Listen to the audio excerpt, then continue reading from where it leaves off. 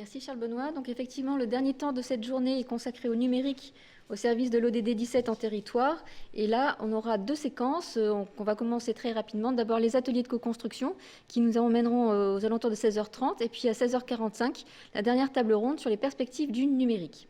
Alors tout de suite, on va lancer les ateliers de co-construction. Donc ces ateliers sont vraiment là pour vous écouter et construire avec vous, et notamment de pouvoir qualifier ensemble quels sont les besoins, les principaux besoins des 4 fonctionnalités qui sont utiles aux catalyseurs territoriaux. Alors ces 4 fonctionnalités, vous les voyez apparaître à l'écran. La première, c'est d'avoir une vitrine pour le réseau, c'est-à-dire de pouvoir sensibiliser les acteurs de territoire aux jouets collectifs, mais c'est aussi de pouvoir valoriser les dynamiques collectives. La deuxième fonctionnalité qui est importante, c'est de pouvoir proposer une plateforme pédagogique pour accompagner les territoires. Et là, la question, du coup, comme on parle de pédagogie, ça va être de finalement comment favoriser l'appropriation à ce jouet collectif par les acteurs territoriaux.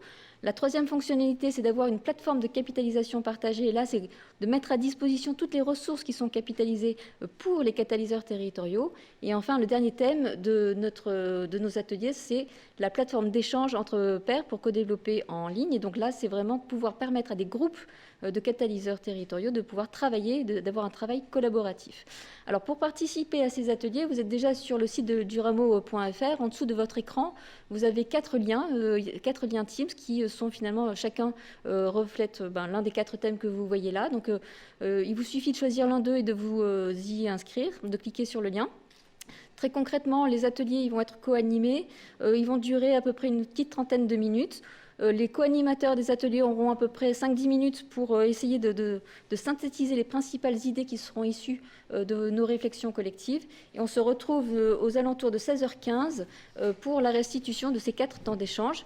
Donc ce qu'on vous propose, c'est tout de suite sur la page du Rameau de choisir lequel de ces ateliers vous intéresse le plus, de cliquer sur le lien Teams. Et nous, ça nous permet, pendant ces 2-3 minutes, de retrouver notre salle d'atelier. Et on vous dit à tout de suite. Eh bien, nous revoilà. Donc, après ces ateliers qui ont été très riches, on vous propose donc une restitution synthétique de chacun des 4 thèmes. Donc, on va commencer par le premier, qui est une vitrine pour le réseau, qui a été co-animé par Morgane Bigot de Mouroc de la JEBVA et Yann Uliac de l'Observatoire des partenariats. Donc, Morgane, je crois que c'est vous qui restituez cet atelier.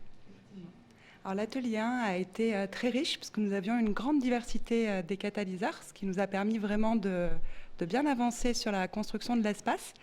Donc, il avait pour sujet en fait la vitrine grand public pour les alliances, donc qui est le site du ministère, association.gouv, sur lequel nous avons créé une nouvelle rubrique pour valoriser les alliances. Et c'était la création en fait et la répartition de cette rubrique. Nous avons beaucoup avancé. Les participants nous ont notamment proposé une rubrique agenda que nous n'avions pas forcément anticipé afin de permettre de voir tous les événements sur les alliances territoriales.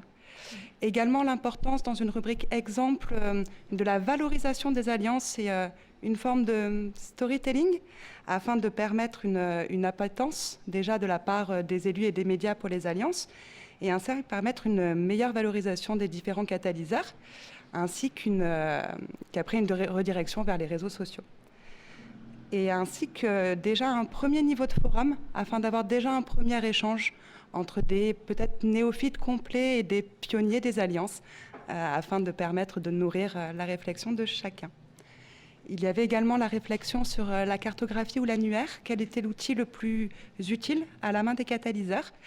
Pour le moment, il semble que l'annuaire soit plus facile d'accès pour un premier usage, mais il faudra travailler à une cartographie plus complète et qui sera mieux référencée sur les différents moteurs de recherche.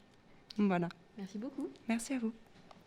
Alors du coup, on enchaîne sur l'atelier numéro 2. Je rappelle, c'était une plateforme pédagogique pour accompagner les territoires. Et donc, j'ai eu la chance d'animer cet atelier avec Frédéric Marquet. La question était pas simple, puisqu'on a posé la question, mais comment on associe des formats d'appropriation qui sont à distance et ceux qui peuvent être en présentiel. Donc, comment on mixe virtuel et présentiel pour favoriser cette appropriation. Et Frédéric, qu'est-ce que nous ont dit nos participants ? Ils nous ont dit tout d'abord que les deux approches étaient très importantes et qu'en effet, il fallait les articuler et que les points de vigilance dans l'articulation étaient les suivants. Tout d'abord, quelle intention on avait dans l'articulation que l'on menait. On ne fait pas du virtuel ou du présentiel, enfin, comme ça au hasard, qu'il faut vraiment savoir quelle est l'intention, puisque l'idée, elle est d'une part de changer le regard des personnes que nous avons en face, et d'autre part de les mener à agir autrement. Ensuite, il y avait la question aussi, comme en termes de point de vigilance, de la cible. C'est l'articulation de ces pédagogies. Elle ne va pas se faire de la même manière en fonction de l'objectif. Donc si l'objectif est de se faire comprendre, en effet, peut-être que le format de sensibilisation suffit. En revanche, si l'objectif est de faire agir, le virtuel devra être accompagné par du présentiel. Ensuite, le troisième point de vigilance était le risque, entre guillemets, comme l'a dit un des participants, le risque ressourciste. C'est-à-dire que ce n'est pas parce que nous avons des ressources que nous sommes en capacité d'agir. Les ressources mènent à de la compétence, mais pas à agir en compétence. Et donc, le virtuel ne peut pas être unique. Il faut aussi l'accompagner de présentiel pour traduire la compétence en fait en action. Du coup, le troisième point, c'était vraiment cette importance-là qui a été donnée à la combinaison essentielle pour traduire la compétence en action. Et enfin, en conclusion, une sorte de question ouverte qui était de dire oui, mais qu'on soit en présentiel ou en virtuel, au final, on peut se retrouver seul, soit face à son écran, soit au sortir d'une conférence ou d'un groupe de travail.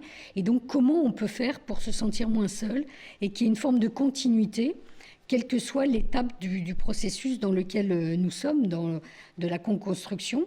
Et donc, avec l'idée de se dire, est-ce qu'il ne faudrait pas un point de contact, peut-être en territoire, et avec une question ouverte sur le catalyseur, pour pouvoir être comme un référent, aller le consulter pour trouver des partenaires, pour trouver des réponses et autres, d'un point de vue plus géographique. Merci Frédéric. Et donc je me retourne vers l'équipe du thème numéro 3. Je rappelle, c'était une plateforme de capitalisation partagée qui a été co-animée par RRI, qui est représentée à l'écran par Gabriel Gay, et puis par le Rameau avec Amélie Fourmi qui est là-bas. Gabriel, c'est à toi. Bonjour, merci. Oh, il faut que tu enlèves, faut que tu actives le son, le micro. C'est fait. C'est fait. Ça devrait Via fonctionner, Teams. ça fonctionnait jusqu'à présent. Via Teams. Est-ce que vous m'entendez mieux? Le micro est activé. Oui. Ah, ça y est. Ah, et voilà. D'accord.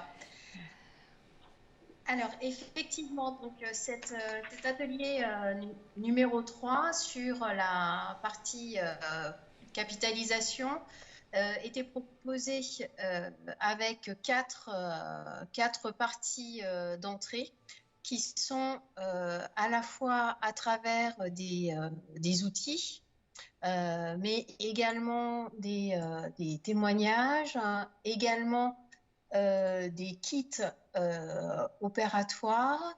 Et puis, Amélie, si tu peux m'aider pour le quatrième, je ne l'ai pas sous les yeux. Une boîte à outils.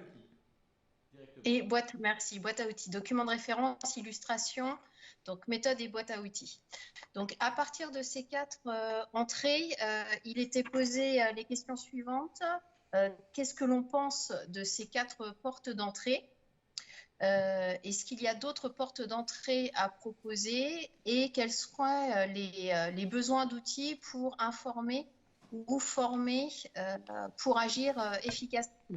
Sur les premiers retours, c'est un premier niveau, c'est-à-dire de lisibilité et d'accessibilité des informations sur le site, plus que de dire il nous faut une autre porte d'entrée, puisque les portes d'entrée sont faciles à appréhender, à la fois avec ces documents de référence, ces illustrations, les méthodes à appliquer et les boîtes à outils. Donc, c'est plus de dire, quand on rentre par chacune de ces portes, c'est comment on s'y retrouve pour passer d'une porte à l'autre. Comment on s'y retrouve lorsqu'on est rentré dans plusieurs outils complémentaires pour réussir à bien se repérer dans l'action qu'on souhaite pouvoir mettre en place. ou même simplement pour se renseigner. Et puis également, un niveau d'accès.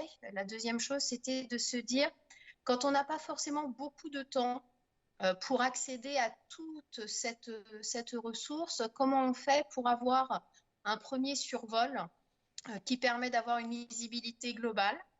Et ensuite, comment est-ce qu'on peut rentrer étape par étape dans chacune de ces portes d'entrée et ensuite dans chacun des outils pour pouvoir ne pas avoir à lire, par exemple, 30 pages ou 40 pages d'informations particulièrement pertinentes, mais pour lesquelles on n'a pas toujours le temps de temps à consacrer.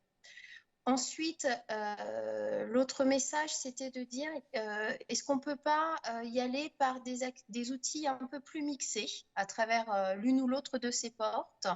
Est-ce que c'est forcément à travers cette capitalisation écrite qui, du coup, la rend tangible? Et c'est ce qui fait toute sa richesse.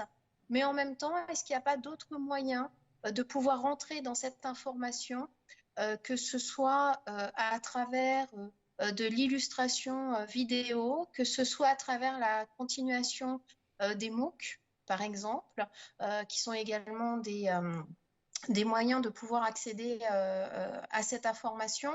Et puis enfin, se pose la question dans cette capitalisation, c'est comment je passe du moment où j'accède à l'information au stade où je me l'approprie.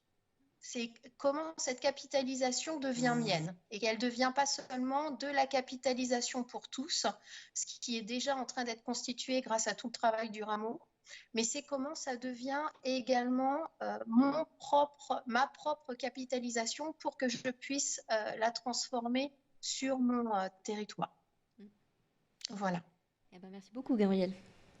Et donc, on en arrive au dernier atelier. Donc, je rappelle, une plateforme d'échange entre pairs pour co-développer ensemble. Et donc, cet atelier, il a été co-animé par Cécile Dublanche de Ville-au-Carré et de Sylvain Masquino de la Fédération nationale des caisses d'épargne. Donc, je ne sais pas lequel prend la parole en premier. Je vous laisse. Sylvain commence, on a dit. Ok, super. Du coup, effectivement, le besoin qui est remonté pendant l'atelier, c'est finalement de créer de la proximité à distance. J'aimais bien la formule. Cela passe par des fonctionnalités telles que des fils de discussion qui peuvent être thématisés, des visioconférences et des outils de coproduction. Concernant le choix de l'outil qui serait finalement amène de répondre à ce besoin, ce qui ressortait de l'atelier, c'est qu'il fallait faire simple dans un premier temps et que finalement l'outil n'était pas un vrai sujet, et des outils gratuits et sécurisés pour les associations telles que la suite Google Pro qui regroupe ces fonctionnalités pourraient tout à fait convenir dans un premier temps. Une idée forte, et je conclurai là-dessus avant de laisser la suite à Cécile, c'est qui est remonté, c'est finalement la nécessité de mettre en place une méthode, une animation, l'outil ne se suffisant pas à lui-même. On a eu des exemples de propositions, pourquoi pas faire un rendez-vous mensuel ou trimestriel de visioconférence où les catalyseurs pourraient échanger entre pairs. Merci. Cécile ? Bon, pas grand-chose à rajouter. Il en est ressorti vraiment un envie et un besoin d'interconnaissance et que du coup, il a besoin vraiment d'avoir un outil qui permette les échanges à distance, mais sans s'enfermer dans du tout numérique ou que du virtuel, bien entendu. Un vrai besoin de co-développement aussi et puis une capacité à produire ensemble ou à échanger sur des bonnes pratiques, sur des modèles économiques, sur des thématiques donc, qui mériteraient d'être précisées. Quand même une inquiétude peut-être par rapport à déjà beaucoup de plateformes qui existent ou la question de c'était aussi du coup le public de cette plateforme, c'était vraiment des catalyseurs qui sont à la limite dans les 350 et puis ça peut s'élargir, mais c'est pas ceux qui montent des projets juste sur les territoires, c'est vraiment dans une démarche métier de catalyseur pour resserrer un peu l'accès à cette plateforme. Et une proposition de lancer un questionnaire du coup à tous les catalyseurs qui voudraient pour savoir si ça serait quoi les thèmes prioritaires. On peut pas forcément tout engager. L'intérêt d'avoir aussi un annuaire qui permette de repérer les compétences qui pourraient être justement mis à profit d'ailleurs de l'animation pour pouvoir être à la fois dans un réseau entre pairs, on en a beaucoup parlé toute la journée, et puis d'être aussi outillé. Tout à l'heure, j'entendais qu'il y avait la question de sortir de la solitude. C'est aussi sans doute une plateforme qui pourrait aider à sortir de la solitude de catalyseurs qui expérimentent sur son propre terrain. Un besoin aussi de pouvoir être dans l'échange pour sourcer des initiatives, même s'il y a des plateformes extraordinaires là maintenant d'initiatives sociales, tout n'est pas dedans, et donc on peut imaginer que les catalyseurs dans tous les territoires, en plus il y a une richesse et une variété de catalyseurs qui permettent de connaître aussi son territoire et qui pourraient répondre à des sollicitations de je cherche tel type de projet pour répondre à tel besoin social, ou est-ce que ça existe déjà, pour pouvoir gagner du temps et puis du coup faire en fait une communauté apprenante de catalyseurs. Voilà ce que je retenu. Merci beaucoup à tout le monde, à tous les co-animateurs et puis bien sûr aux participants des ateliers pour cette richesse. Et puis de toute façon, on va capitaliser et on vous tiendra au courant sur les suites de ces outils, de ces fonctionnalités numériques pour les catalyseurs territoriaux. Merci beaucoup.